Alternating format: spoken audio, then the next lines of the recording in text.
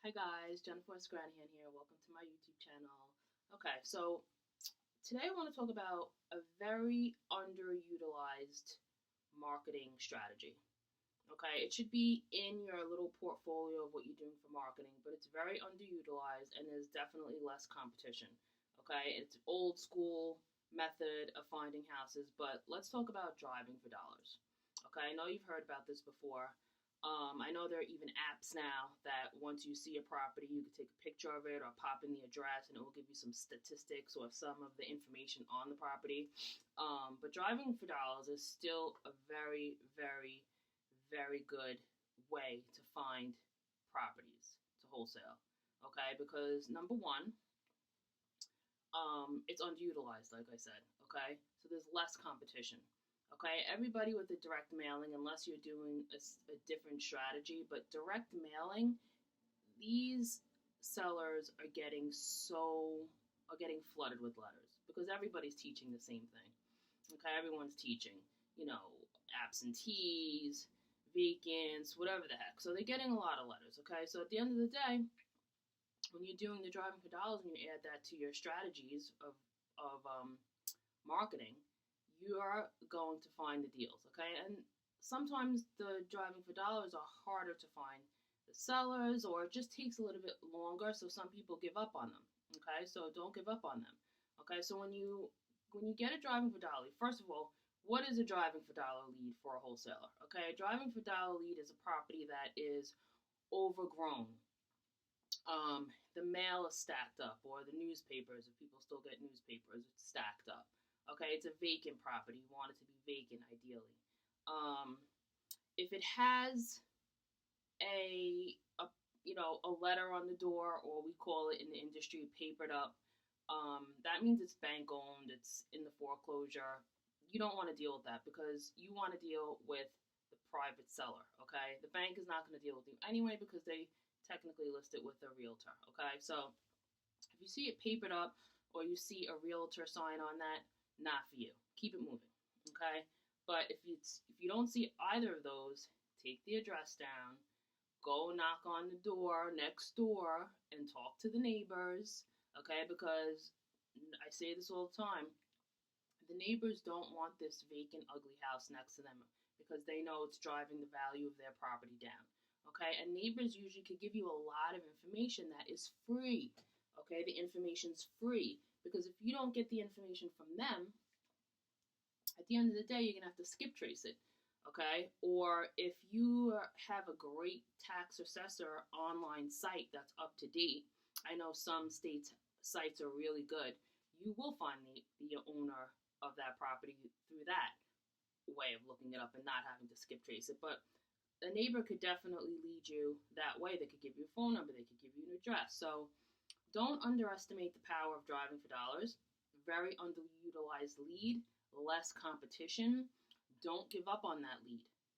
Okay? And when you are doing these leads, if you're using these leads, if you don't have a CRM, a customer relationship management tool, make sure you're putting these leads on an Excel spreadsheet, okay? Keep yourself organized, guys, because it's so easy. Listen, if you lose that lead, you could potentially be leaving money on the table. 5, 10, 15, 20, 25, 30, 35, 40, 50 grand, depending on your market. Like, that is money, okay? So keep that on your spreadsheet, okay? And then you go back to it. If you didn't instantly find the owner of that property, go back to these leads when you have more time. Okay, but keep following up on them. If you keep driving by it and it's still vacant, and it's not papered up, meaning it's not bank owned yet, keep following up on that lead. Trust me, guys, there is money in the follow up. Okay, there's money in the follow up. A lot of people, that's not their strong point, following up, so they don't follow up and they lose money. Okay, so I'm telling you a key. Keep yourself organized. Keep these driving for dollar leads on a nice spreadsheet. When you have to look them up, you look on your tax assessor site, or you talk to the nosy neighbors, or you Skiptrace them. There's a lot of different programs for skip tracing. Google some of them. Some of them are cheaper, some of them are more expensive. One of them is beenverified.com. I can't think of all of them off the top of my head right now. One is LexisNexis. I've spoken about that one before. It's way more expensive. But there are a lot of cheaper ones that you can utilize to look up these owners, okay? So that's basically the deal, okay?